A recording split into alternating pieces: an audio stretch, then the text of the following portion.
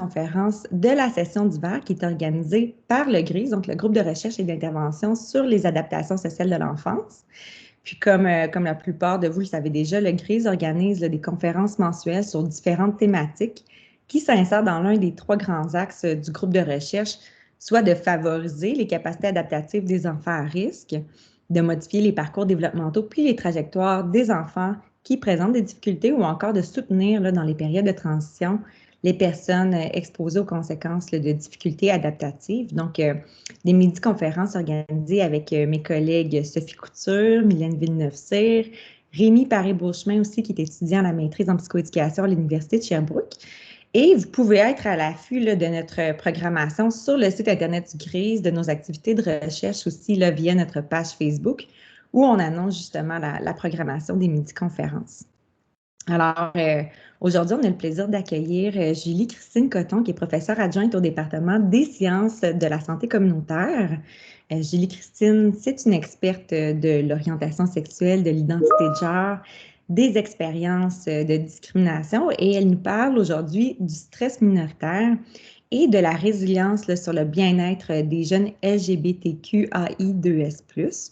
Donc, des travaux fort intéressants qui cadrent avec le 2e axe de recherche du GRIS. Alors, Julie-Christine, on est très heureuse de t'accueillir aujourd'hui puis d'en savoir davantage sur tes travaux de recherche. Donc, tu peux partager ton écran lorsque tu es prête. Merci beaucoup, Gabrielle. J'en profite pour vous dire que je m'excuse pour ma voix avec des tonalités d'Éric Lapointe, Laurent Jalbert aussi. C'est une grande semaine de tout à la maison. Donc voilà, est-ce qu'on peut me confirmer que le partage d'écran fonctionne bien? Tout fonctionne très bien.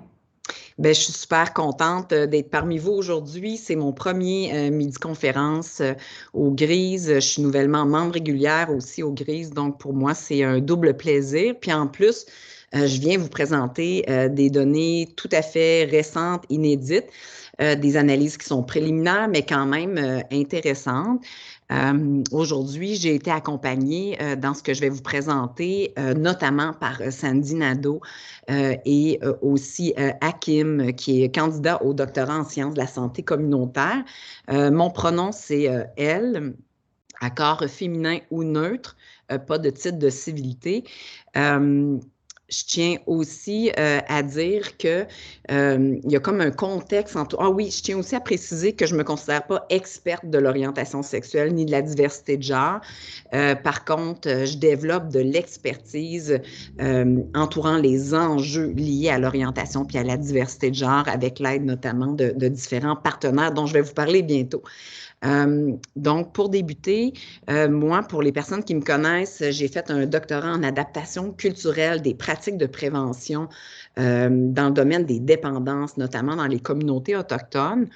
Et pendant et après mon doctorat, j'ai beaucoup pratiqué comme psychoéducatrice au privé, mais aussi en pédopsychiatrie dans les services externes où en 2017, j'ai rencontré mon premier patient trans et ça a été pour moi un tournant dans ma programmation de recherche. J'ai décidé d'élargir les populations auxquelles je m'intéressais pour aller chercher d'autres types de populations à risque de stigmatisation, d'autres types de populations pouvant potentiellement être vulnérables.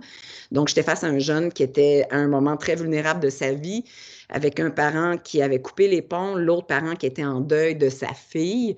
Et à ce moment-là, en 2017, il n'y avait vraiment pas autant de ressources qu'actuellement dans la région. Donc, j'ai vraiment décidé, quand j'ai fait mes débuts comme prof, d'entamer un volet supplémentaire dans ma programmation de recherche. On a débuté par une enquête qui était spécifique aux personnes trans, non-binaires et en questionnement. Il y a Yann Lecorf, Alexa Martin-Story, notamment, du GRIS, qui ont contribué à cette enquête-là. Et on a pu aller découvrir différents enjeux que ces personnes-là vivaient. Puis là, ce que je vais vous présenter aujourd'hui, ça concerne spécifiquement l'enquête qui a suivi, où j'ai décidé d'élargir à la diversité sexuelle et de genre.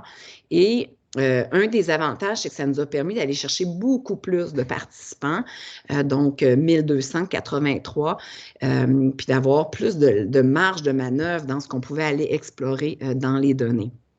En parallèle à la mise en place de la récente enquête LGBTQ+, j'ai concrétisé le laboratoire inclusif de recherche et développement que je coordonne, où j'ai un biais volontaire à l'embauche. La majorité des personnes auxiliaires qui travaillent avec moi sont là d'abord et avant tout pour des éléments de leur expertise expérientielle, soit en lien avec la diversité sexuelle, pluralité des genres, mais aussi récemment, il y a un volet supplémentaire que j'ai ajouté au labo, qui est la neurodiversité. Donc, je le dis de façon très, très inédite.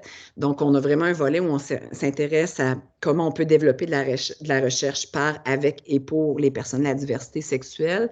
Même chose pour les personnes de la diversité de genre. Et prochainement, là, vous allez pouvoir connaître un peu plus les détails de ce qu'on amorce sur la neurodiversité. Donc, dans le labo, c'est plein de couleurs. J'ai des personnes neurodivergentes, avec très autistiques, j'ai des personnes TDAH, des personnes avec des très hauts potentiels intellectuels, des personnes de la diversité sexuelle et de genre. Donc, c'est vraiment trippant. Je ne pouvais pas m'empêcher de vous parler un petit peu du labo. Donc, les membres de l'équipe de recherche pour l'enquête LGBTQ+ 2021, je vous les mentionne ici. On a aussi des pairs chercheurs qui sont très précieux pour leur expertise expérientielle, puis qu'on forme à la recherche aussi. On bénéficie de leur expertise expérientielle, puis en échange, on les forme à la recherche. Et on a des membres du comité consultatif qui nous aident à préciser nos objectifs de recherche, nos méthodologies, mais aussi à interpréter les résultats. Donc, c'est la série d'organismes communautaires qui sont impliqués. Puis il y a également Dr. Rothenbourg-Ducius de l'Estrichus, qui est endocrinologue et pédiatre, notamment auprès d'enfants et de jeunes trans non-binaires de la région. Grosso modo, des prévalences, je m'excuse, Mathieu-Manuel, je n'ai pas eu le temps d'ajouter les dernières statistiques que tu avais gentiment accepté d'aller chercher. Je voulais vous donner quelques informations sur les prévalences en termes de diversité sexuelle. Statistique Canada 2018, on parlait de 4% de la population canadienne qui serait lesbienne, gay, bisexuelle. Puis, il y avait quand même une grande représentation des jeunes 15-24 ans dans cette proportion-là. Mais il y a quand même d'autres études sur lesquelles on a mis la main qui démontrent que ça peut dépasser le 10% aisément, d'autant plus quand on tient compte des personnes qui se questionnent sur leur orientation sexuelle. Il y a des éléments qui peuvent venir biaiser ces données-là, notamment le fait que on a une orientation sexuelle, par exemple bisexuelle, mais qu'on est dans un couple hétéronormatif, par exemple. Quand on regarde les données sur la pluralité des genres, dans les études, on retrouve une assez grande variabilité. On est en bas de 1%, puis des fois, ça peut aller jusqu'à 4,5% selon les études. Chez les jeunes, encore une fois, il y a une plus grande représentation de la diversité de genre. Par exemple, il y a une étude qui démontrait que dans la population générale des jeunes aux États-Unis, jusqu'à 2,7 pouvaient être trans non-binaires, puis une proportion similaire pouvait se questionner. Et dans d'autres études, ça peut même aller jusqu'à 8,4% des jeunes qui vont se questionner sur leur identité de genre. Donc, c'est quand même important d'être sensibilisé parce que dans notre vie, on va croiser ces personnes-là souvent sans le savoir parce que ce n'est pas écrit systématiquement dans le front. Au niveau plus du volet problématique, c'est important de savoir que parmi toutes les jeunes, aujourd'hui, je vais me concentrer beaucoup chez les 14-35 ans. Mais parmi les jeunes, il y a une étude notamment de Blais qui démontre qu'il y a des jeunes qui, étant donné certaines caractéristiques, vont être plus enclins à vivre de la discrimination. On parle des jeunes non hétérosexuels qui sont non cisgenres, c'est-à-dire que leur genre ne correspond pas au sexe assigné à la naissance, et les jeunes racisés, peu importe le genre ou l'orientation sexuelle. Et on a aussi vu que les personnes LGBTQ+, sont plus à risque de vivre des difficultés psychologiques qui sont, c'est de plus en plus démontré, qui sont attribuables en partie aux expériences de stigmatisation qu'ils vont rencontrer. J'aime beaucoup présenter ce modèle-là que Alexa Martin-Story a proposé dans un article qui montre justement comment avoir un statut de minorité sexuelle peut rendre quelqu'un encore plus vulnérable à expérimenter de la victimisation, incluant la discrimination, et ainsi avoir une santé plus précaire, que ce soit physique ou mentale. Puis un élément qui est vraiment intéressant de voir, c'est que on a vu que parmi ces jeunes-là, les jeunes qui ont une expression de genre non conforme pourraient être encore plus vulnérables à être victimisés. Et aussi, c'est la même chose pour des variables comme le genre, l'âge. Par exemple, il y a des études qui démontrent que les plus jeunes sont plus vulnérables. On va en parler aujourd'hui. Ça résonne avec notre étude. Puis en fonction du genre aussi. On voit, par exemple, dans la société qu'on a souvent plus de tolérance à l'égard, par exemple, des filles tomboy versus les hommes efféminés. C'est un exemple comme ça. Donc, grosso modo, si je voulais vulgariser beaucoup, ça serait que c'est pas tant un problème d'être LGBTQ+, mais il ne faut pas que ça paraisse si on ne veut pas être à risque d'être victimisé. Je vous en parle à l'instant.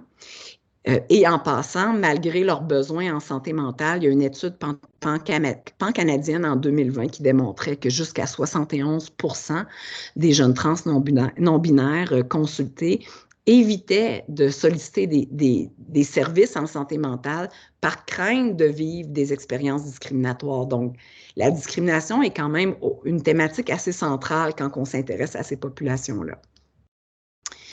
Donc, l'accès à des démarches de transition sont des impératifs pour le mieux-être de certaines personnes trans non-binaires, si on se concentre pour les personnes de la diversité de genre. Ça, il y a différentes études qui le démontrent. Puis récemment, par exemple, on a pu démontrer que le fait d'entreprendre au moins une démarche de transition légale ou administrative, par exemple, le fait de demander un changement de nom auprès du directeur de l'État civil ou encore d'aller modifier ces informations-là à l'Université de Sherbrooke, comme c'est récemment possible depuis peu, juste ça, tout ça, mais juste ça, c'est associé à une meilleure satisfaction de vie et à moins de détresse psychologique. Et aussi, de façon plus globale, dernièrement, on a démontré que le statut de transition semble particulièrement influencer le bien-être psychosocial des personnes trans non-binaires qui souhaitent transitionner, parce qu'on ne souhaite pas toujours transitionner quand on est trans non-binaire.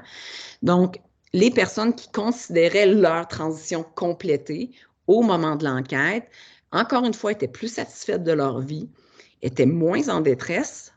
Par contre, bémol important, c'était associé à plus de discrimination liée au genre. Donc, encore une fois, est-ce que le statut de transition, considérer qu'une transition est complétée, ça fait en sorte qu'on est peut-être plus visible? Ça nous met possiblement plus à risque de discrimination. C'est une hypothèse qu'on a faite.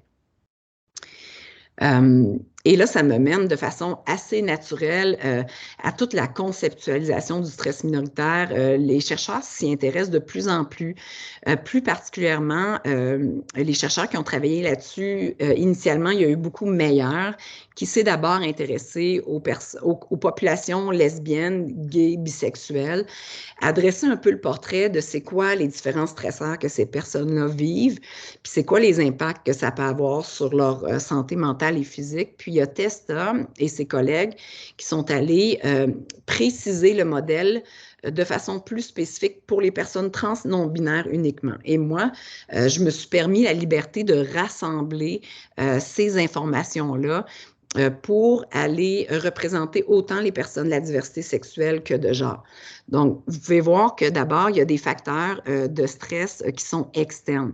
Donc, le fait d'être discriminé en lien avec son genre ou son orientation sexuelle, de subir du rejet, d'être victimisé, ça pourrait faire en sorte que ça nuit à notre santé de façon globale.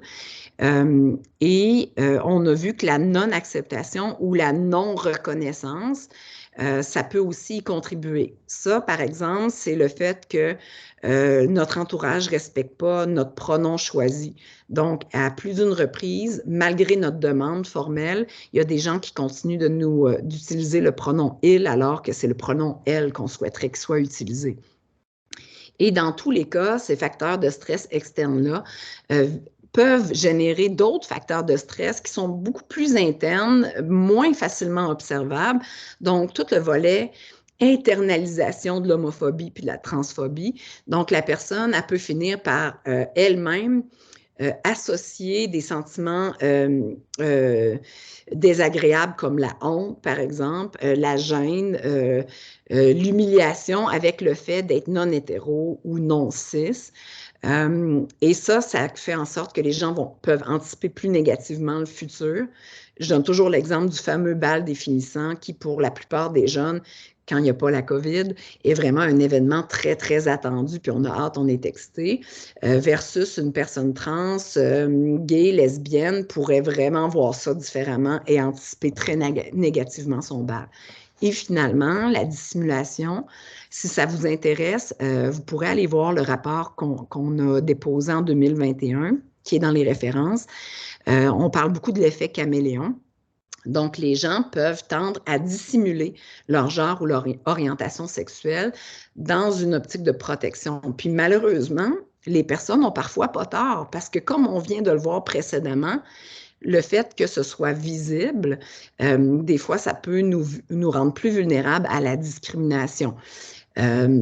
Par contre, c'est évidemment pas souhaitable et c'est pas l'idéal. Il y a aussi des personnes qui vont dissimuler uniquement dans certains contextes, pas dans d'autres, dans tous les contextes, dans aucun contexte. Et ça, on a observé des belles différences au niveau du bien-être psychosocial. Si vous voulez en savoir davantage, vous pourrez consulter le rapport. Et heureusement, il y a aussi des facteurs de résilience et on en parle trop peu, c'est pour ça qu'aujourd'hui, on va en parler. Donc, solidarité communautaire, se sentir connecté avec d'autres personnes LGBTQ+, dans notre quartier, par exemple, sur des plateformes web. Peut aider à amenuiser les effets négatifs des stresseurs sur la santé. Mais c'est la même chose pour la fierté. Les gens qui finissent par être assumés et fiers de leur identité trans, de leur orientation queer, par exemple, ben ça peut vraiment venir changer la donne. Donc, ça me mène aux hypothèses de recherche qu'on a dans notre enquête actuelle. Tout d'abord, je veux juste vous dire qu'en lien avec le modèle que je viens de vous présenter, nous, on est bien crinqués. On s'est dit, on va essayer d'aller voir plus d'un facteur. Là. Donc, on va observer la discrimination. On va aller voir s'il y a des liens à faire avec les symptômes dépressifs, plus précisément. Et on va surtout mettre l'accent sur les facteurs de résilience parce qu'on n'en parle pas assez. Et de façon plus concrète, nos hypothèses de recherche. Premièrement, les jeunes qui rapportent plus de discrimination, que ce soit lié au genre ou à leur orientation sexuelle dans notre échantillon, vont aussi rapporter plus de symptômes dépressifs. Deuxième hypothèse qu'on va vérifier. Les scores de dépression vont différer en fonction de l'identité de genre des jeunes LGBTQ+, de l'échantillon. Plus précisément, on croit que les jeunes qui sont trans non-binaires vont rapporter plus de symptômes dépressifs que les jeunes cisgenres de l'échantillon. Si oui, on croit que la discrimination pourrait modérer le lien entre l'identité de genre et les symptômes dépressifs. Et finalement, notre dernière hypothèse, c'est que deux facteurs de résilience, l'appartenance communautaire et la fierté, pourraient modérer le lien entre les symptômes dépressifs et la discrimination. Si vous voulez un visuel, c'est un peu notre inspiration de départ. Qu'on a voulu aller valider. Donc, les données manquantes ont été imputées à partir de la moyenne des items. Et sans plus tarder, on va regarder la méthodologie avant d'aller voir les résultats. Donc, il y a eu, comme je vous ai dit tantôt, la création d'un comité consultatif. Et s'en est suivi assez rapidement après un volet quanti de l'enquête. Le volet quali est en cours en ce moment. Donc, on a mis un questionnaire en ligne de fin août jusqu'à la fin décembre. On est allé chercher presque 1300 participants. On a réalisé par après que je me suis trompée dans les... je me suis ruinée, bref, mais ça a servi. Mais il y avait un onglet dans la page Facebook du Labo inclusif qui avait mal été programmé par moi, qui faisait en sorte qu'à chaque semaine, je payais un montant pour aller faire du recrutement. Ça m'a coûté très cher, mais en même temps, je suis très, très contente. Ben, très cher, j'exagère, là, mais en même temps, je suis contente. On a pu aller chercher suffisamment de personnes pour aller vraiment s'amuser dans la compréhension des résultats. Donc, aujourd'hui, on va parler surtout des mesures des symptômes dépressifs. Pour ça, on a utilisé le PHQ-9, qui constitue une échelle de 9 items, qui est quand même souvent utilisée. Et pour les mesures de stress minoritaire et de résilience, on a eu un gros choix à faire. Parce que, comme si vous vous rappelez bien, le modèle du stress minoritaire que je vous ai présenté tantôt, bien, ce que je vous ai présenté, c'est un mélange du stress minoritaire de Meyer et de Testa. Donc, c'était difficile de trouver un outil de mesure qui allait mesurer les stresseurs puis les facteurs de résilience autant chez les personnes de la diversité sexuelle que de genre. Donc, on a quand même déniché un outil intéressant qui est suffisamment solide, qui est l'outil de Outland. Et on a pris 2 échelles parmi les échelles de Outland, qui est le Everyday Discrimination Scale, où est-ce que des expériences de microagression puis de discrimination au quotidien sont mesurées, et aussi toute l'échelle par rapport à l'appartenance communautaire. Et on est allé chercher chez Testa. Rappelez-vous que Testa, lui, c'est un modèle très spécifique à la diversité de genre uniquement. Donc, nous, on a décidé de procéder à l'adaptation la plus rigoureuse possible de l'échelle Pride Scale de Testa pour qu'il soit utilisable autant pour les personnes de notre échantillon de la diversité sexuelle et de genre. Donc, c'est nos 4 échelles qui vont principalement être utilisées. Les personnes participantes parmi nos 1283 pour cette étude-là, on est allé chercher 634 jeunes de 14-35 ans avec une moyenne de 21,7. La langue parlée en majorité, c'est le français. La région qui ressortait le plus était l'Estrie, suivie de près par Montréal et Laurentides. Et pays de naissance, majoritairement Canada, les parents majoritairement nés au Canada également, mais il y a quand même quelques éléments. On a quand même réussi à aller chercher des gens avec d'autres origines ethniques que le fait d'être blanc ou blanche. Et dans les analyses préliminaires, on a déjà remarqué que le fait d'être né au Canada était associé à significativement moins de symptômes dépressifs, contrairement au fait d'être autochtone, d'être noir et d'être latino-américain, américaine. On y revient tantôt.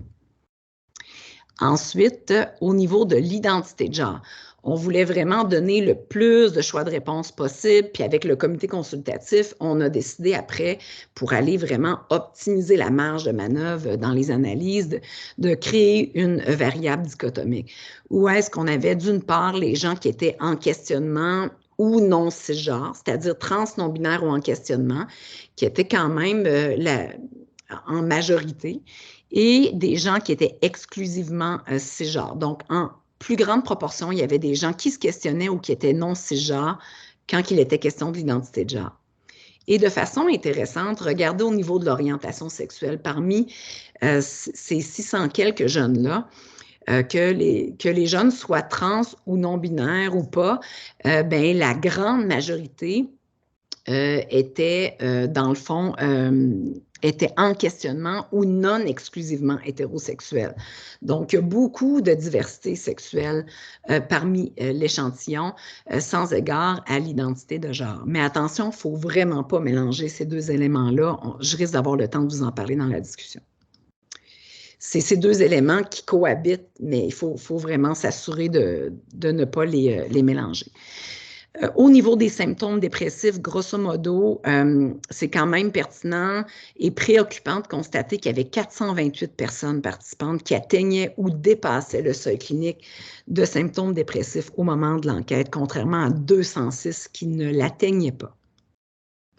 Pour vous donner un peu plus une idée de grandeur, on dirait que plus ça avance, plus je perds ma voix, je m'en excuse. Donc, c'est quand même intéressant / préoccupant, là. On a quand même des grandes proportions des gens de l'échantillon qui étaient en dépression modérée à sévère au moment de l'enquête.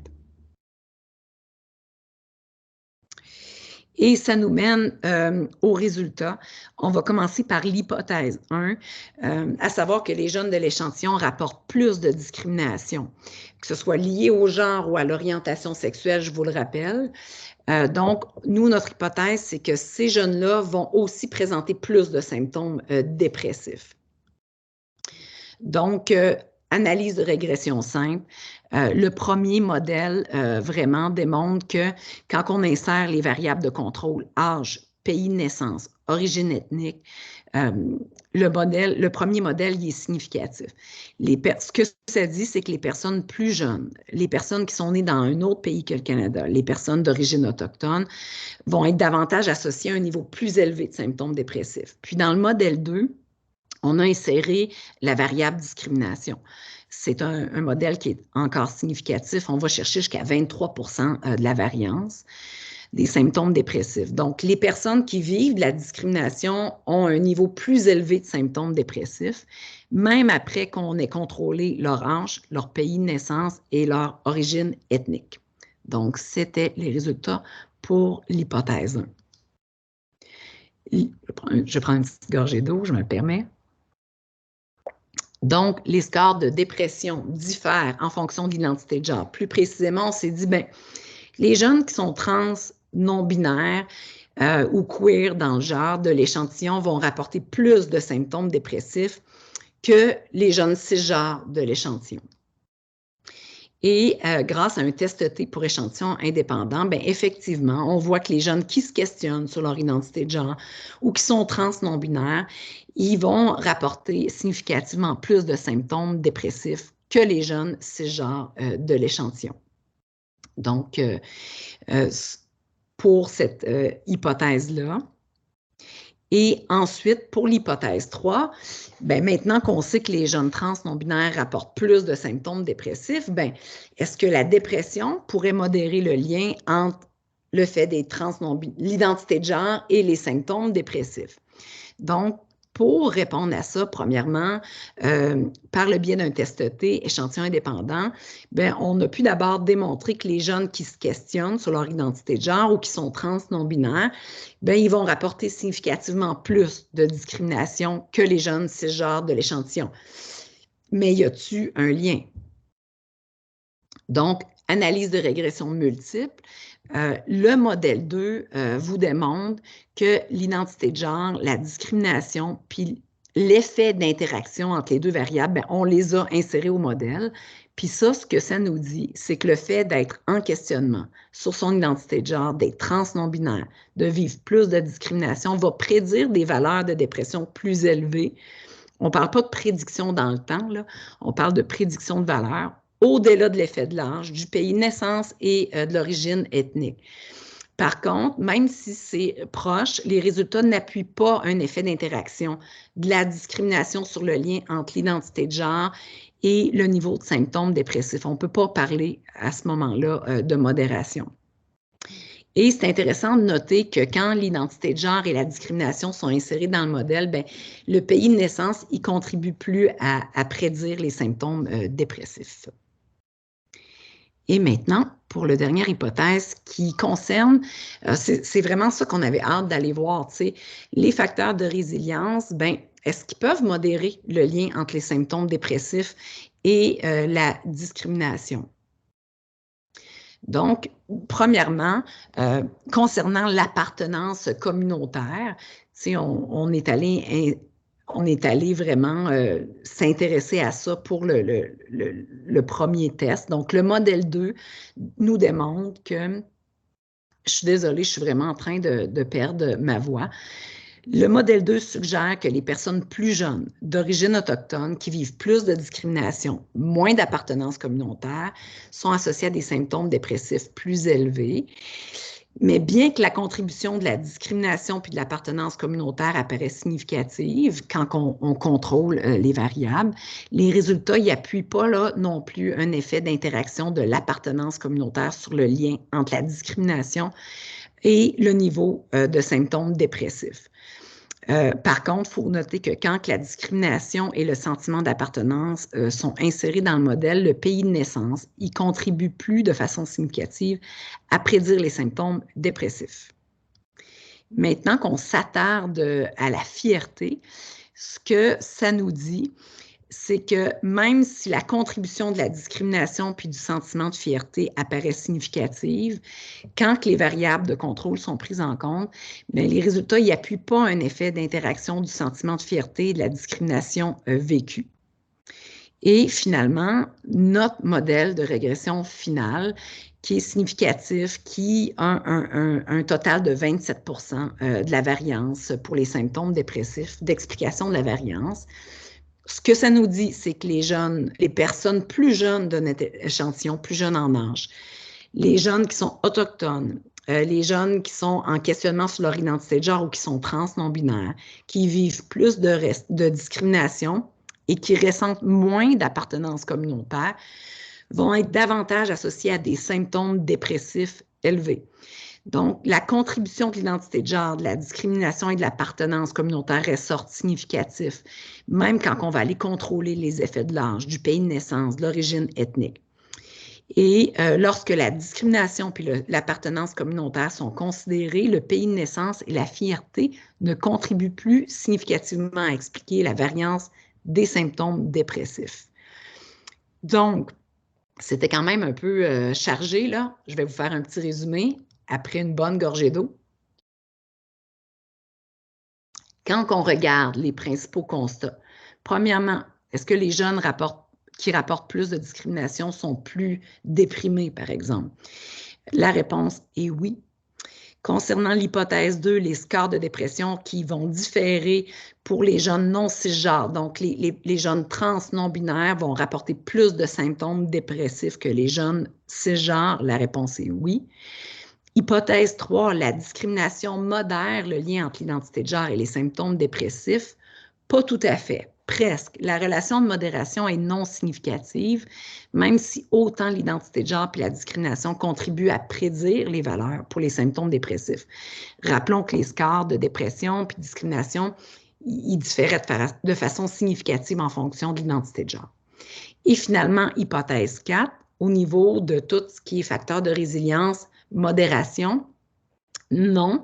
Par contre, un fort sentiment d'appartenance communautaire, qui par ailleurs est modérément corrélé à la fierté, est significativement associé à moins de symptômes dépressifs. Donc, même si les hypothèses 3 et 4 ne sont pas fondées, il y a quand même des résultats super intéressants qui en est ressorti. Puis, pour donner un peu une image à tous ces constats-là, pour faire un retour sur l'ensemble des constats, bien, on a pu voir, tu sais, ça permet de dire qu'il y a quand même des liens entre la discrimination qui est vécue en lien avec le genre, puis l'orientation sexuelle, puis les symptômes dépressifs.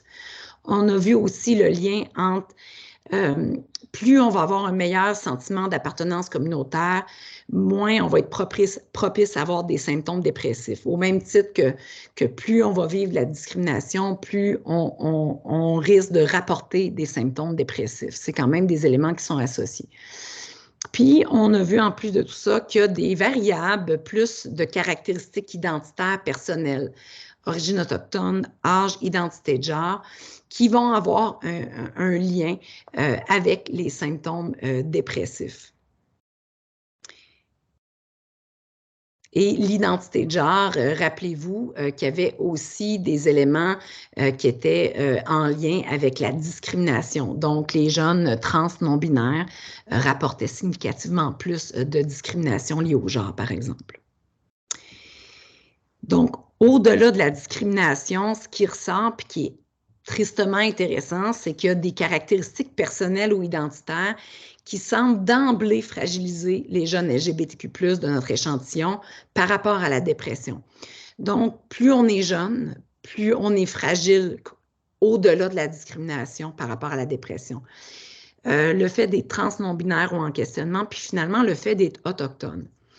Et au-delà de l'origine ethnique ou du pays d'appartenance, on trouvait ça intéressant que le sentiment d'appartenance communautaire apparaissait comme étant un facteur de résilience qui était quand même de grande importance par rapport à la dépression. Donc, ce que ça nous dit, c'est que la ville d'accueil, la communauté d'accueil est drôlement importante concernant toute l'inclusion du volet de la diversité sexuelle et de genre, au-delà probablement, peut-être, dans certains cas, d'un statut d'immigration, par exemple.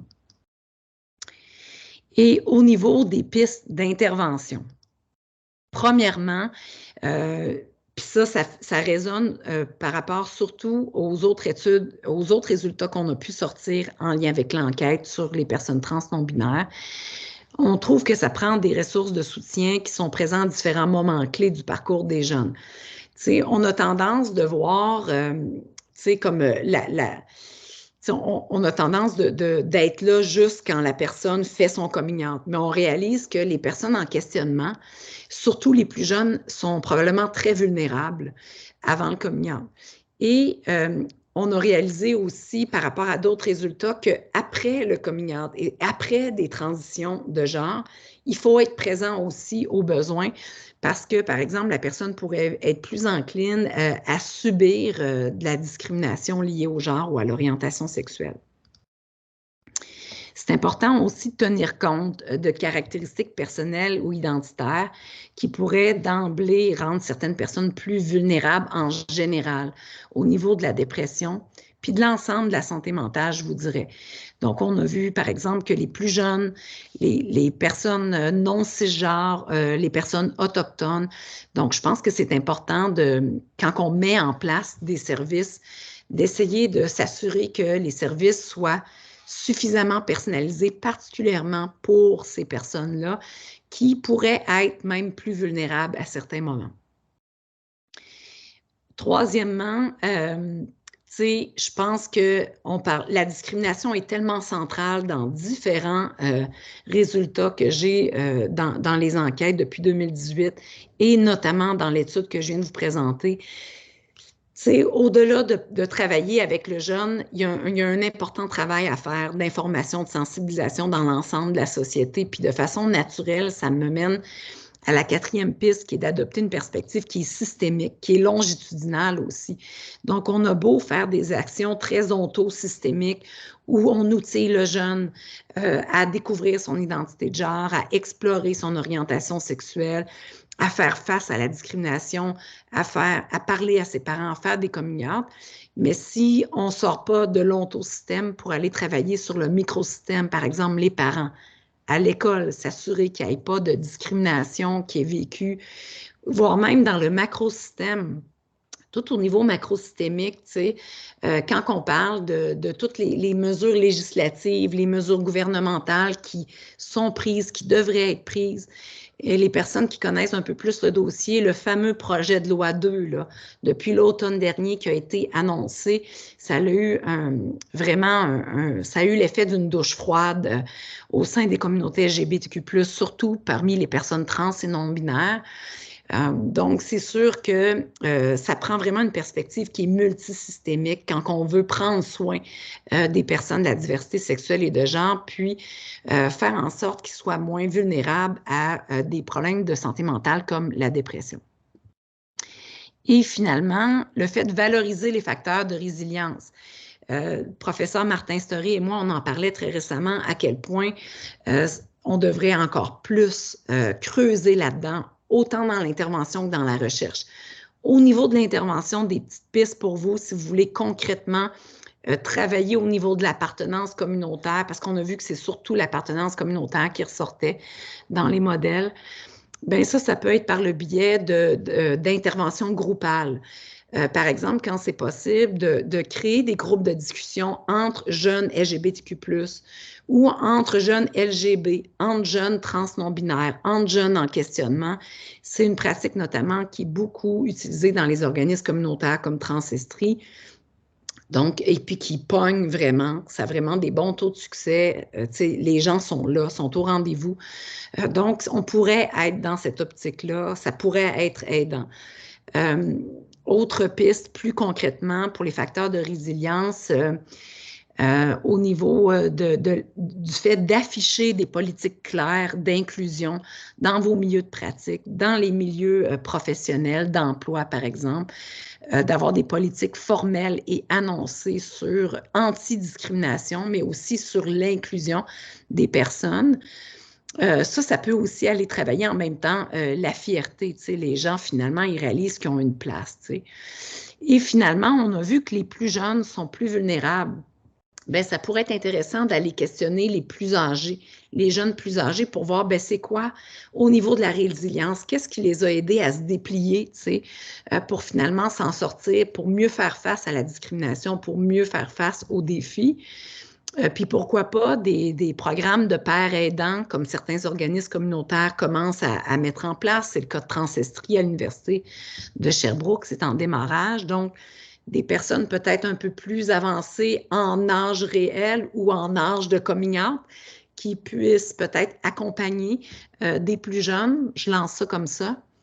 Et finalement, je pense qu'il faut vraiment, je vais te conclure là-dessus, mais mettons que je reviens aux plus jeunes, mais surtout aux jeunes autochtones. Déjà que c'est un défi d'être des ressources, d'offrir des services personnalisés puis sensibles et sécuritaires pour les jeunes LGBTQ+, mais quand en plus, tu as une identité autochtone, puis on le sait, hein, dans les dernières années, là, on le voit là, plus que jamais qu'il y a des dommages intergénérationnels, des traumas qui ont eu lieu. Mais c'est quand même un défi d'aller ajouter une couche supplémentaire de sécurisation des services, de personnalisation des services, parce que ces gens-là ont probablement encore plus besoin de facteurs de résilience liés à leur fierté, par exemple la fierté de leur identité Two-Spirit, mais aussi de leur identité autochtone, par exemple. Si jamais vous êtes inspiré pour en discuter davantage dans l'échange, ça va vraiment me faire plaisir. Donc, du haut de ma voix de Laurence Jalbert, mélangé avec Éric Lapointe, c'était vraiment un plaisir de présenter et au plaisir de vous entendre. Un grand merci, Julie-Christine. Moi, j'attendais la chanson, j'attendais les quelques notes pour compléter, mais merci beaucoup. C'est vraiment un bel exemple de grande sensibilité, je trouve, dans tes travaux, autant avec la construction du laboratoire, le modèle théorique, les résultats. Donc, merci beaucoup pour cette superbe présentation. Donc, je vous inviterai premièrement tout le monde à ouvrir votre caméra. Donc, on va terminer l'enregistrement pour cette partie-là de la conférence. Puis maintenant, on va discuter avec notre conférencière. Donc, je vous inviterai à ouvrir vos caméras pour que l'échange soit plus agréable. Merci.